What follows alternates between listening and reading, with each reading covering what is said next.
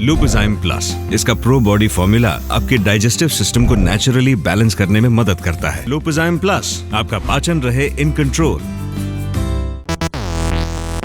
नमस्कार, मेरा नाम है दिव्यांशी और आप देख रहे हैं दी लंदन टॉक।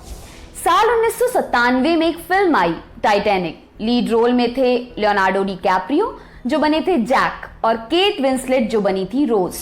डायरेक्ट करने वाले थे जेम्स कैमरून। सिनेमाई इतिहास की बेहतरीन माने जाने वाली फिल्मों में से एक। इसे मुख्य तौर पर 3 चीजों की वजह से याद रखा गया। सबसे पहली फिल्म की लव स्टोरी और इसका गाना my heart will go on. ये गाना सुनकर आज भी प्रेम करने वाले छुपकर आंसू पोंछ लिया करते हैं। दूसरा ये सीन जहां आकर फिल्म देखने वाले एक बार पॉज कर लिया करते हैं। और तीसरा कटप्पा ने बाहुबली को क्यों मारा से भी बहुत पहले का सवाल। क्या जैक के लिए फट्टे पर जगह नहीं थी? बोनस, हर साल रोज डे पर ये तस्वीर शेयर करने वाले लोग भी मिलेंगे आपको, लेकिन ये पीछे मारने वाले लोग हुआ करते हैं जिनसे आम जनता थोड़ी दूरी बनाकर रखती है। फिल्म तो अपने आप में इतिहास बनाने वाली रही। ये जानकारी भी पॉपुलर डोमेन में है कि एक असली घटना पर आधारित फिल्म है।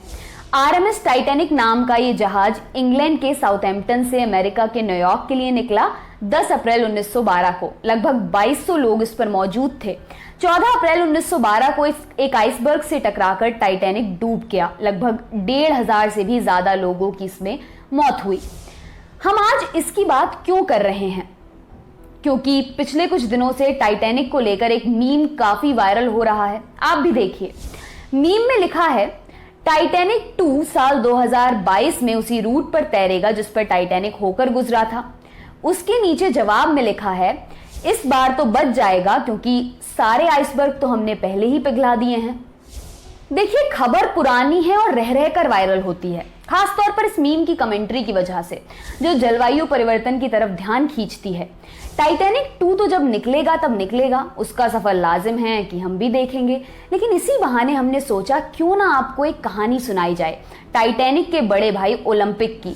क्योंकि टाइटैनिक तो एक आइसबर्ग से टकराया और डूब गया, मानव इतिहास की सबसे बड़ी समुद्री त्रासदियों में से एक बनकर, लेकिन उसके बड़े भाई ओलंपिक ने ऐसे ऐसे कारनामे कर रखे थे कि लोग आज भी दांतों तले उंगलियां दबा लेते हैं। कारनामों से पहले थोड़ा ओलंपिक के बारे में जान लीजिए। ब्रिटेन की व्हाइट स्टार कंपनी ने 3 समुद्री जहाज उतारे थे। ओलंपिक साल 1910 में, टाइटैनिक साल 1912 में, ब्रिटेनिक साल 1914 में। टाइटैनिक तो लॉन्च होने के साल ही डूब गया। ब्रिटेनिक प्रथम विश्व युद्ध के दौरान एक समुद्री विस्फोटक सुरंग के संपर्क में आकर डूब गया। साल था 1916। इन तीनों में से सिर्फ ओलंपिक ही ऐसा जहाज रहा जिसने साल 1935 तक अपनी सेवाएं दी। अब आते हैं ओलंपिक के कारनामों पर।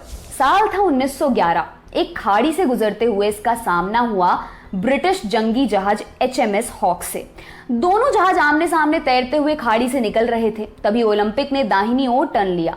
यहां से जान लीजिए कि जब ओलंपिक लॉन्च हुआ था तभी उस समय का सबसे बड़ा जहाज था। अब घूमा तो काफी जगह घेर ली।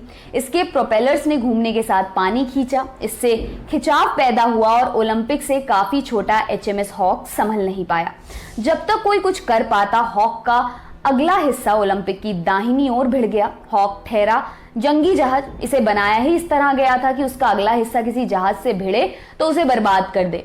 ओलंपिक कोई जंगी जहाज तो था नहीं। हॉक से भिड़ा तो उसकी बॉडी में 2 जगह बड़े बड़े छेद हो गए।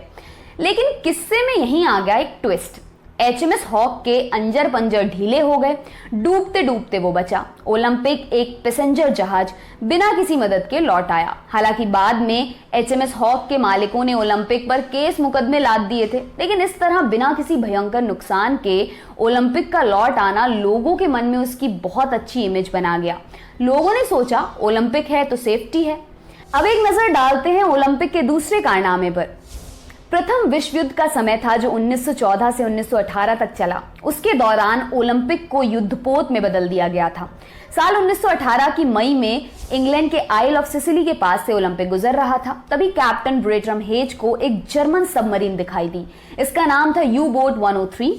कोई और जहाज होता तो सबमरीन से बचकर निकल जाता, लेकिन ओलंपिक ने नाक की सीध में उसकी ओर तैरना शुरू कर दिया। कैप्टन ने क्रू को निर्देश दिए, स्पीड बढ़ा दो। ओलंपिक ने सबमरीन के ऊपरी हिस्से के ठीक पीछे टक्कर मारी। इतना बड़े जहाज से ऐसे भिड़ने के बाद सबमरीन छिटक गई और ओलंपिक के प्रोपेलर्स में आकर फंस गई। उन भीमकाय प्रोपेलर्स ने सबमरीन को 2 टुकड़ों में बांट दिया।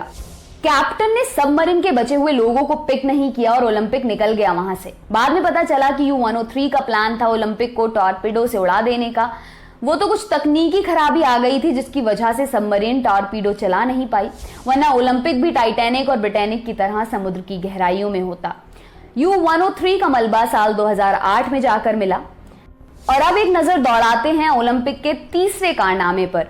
15 मई साल 1934 केप कॉड मैसाचुसेट्स के पास नांकेट नाम की लाइट शिप खड़ी थी। लाइट शिप का काम होता था आने जाने वाले जहाजों को रोशनी दिखाना।